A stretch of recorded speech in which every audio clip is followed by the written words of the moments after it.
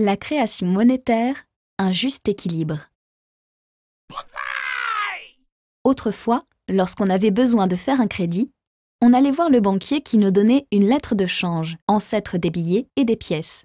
Au fur et à mesure, le banquier s'est mis à émettre plus de lettres de change que d'or disponible dans ses coffres, car tout l'or déposé par les épargnants n'était pas réclamé en même temps.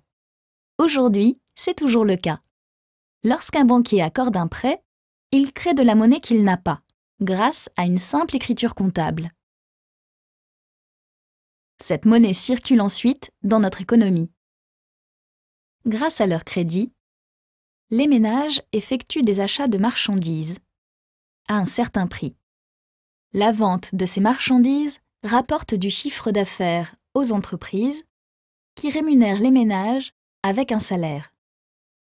Lorsqu'on rembourse notre crédit à la banque, nous supprimons cette monnaie de la circulation. En fait, notre économie est un peu comme une énorme salle de vente aux enchères. Lorsque le nombre des crédits est multiplié par 2, tout le monde a 2 fois plus de monnaie pour faire monter les enchères, ce qui, au bout d'un certain temps, fait naturellement augmenter le prix des marchandises par 2. L'augmentation de la quantité de monnaie en circulation crée donc ce que l'on appelle l'inflation. Si les salaires n'augmentent pas aussi vite que ces prix, les ménages ne pourront plus acheter autant de marchandises. Ils vont moins consommer, et c'est le chiffre d'affaires de l'ensemble des entreprises qui va être touché. Trop d'inflation peut donc nuire à l'activité économique. Si, au contraire, il n'y a pas assez de monnaie en circulation, elle devient rare. Tout le monde a 2 fois moins de monnaie. Les prix doivent alors se réajuster et diminuent. On parle alors de déflation. Les ménages reportent leurs achats dans le temps. Pourquoi acheter aujourd'hui ce qui sera moins cher demain? Cette baisse des prix touche aussi les entreprises qui voient leurs marges diminuer et entretiennent ainsi la baisse générale de l'activité économique. La déflation est donc également dangereuse pour l'économie. Il est alors fondamental de contrôler la monnaie en circulation dans notre économie. C'est le rôle de la Banque centrale via les crédits accordés par les banques.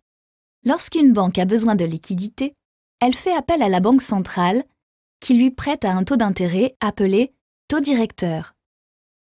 Ce taux se répercute directement sur les taux d'intérêt des crédits. Plus les taux d'intérêt sont faibles, plus la demande de crédit est importante. Les banques injectent alors plus de monnaie dans l'économie. À l'inverse, plus ils sont élevés, plus la demande de crédit est faible. Les banques injectent alors moins de monnaie dans l'économie. Tous les mois, la Banque centrale réajuste son taux directeur en fonction de l'inflation pour réguler au mieux notre économie. Les économistes s'accordent pour dire qu'un taux annuel d'inflation compris entre 2% et 4% permet de trouver le juste équilibre.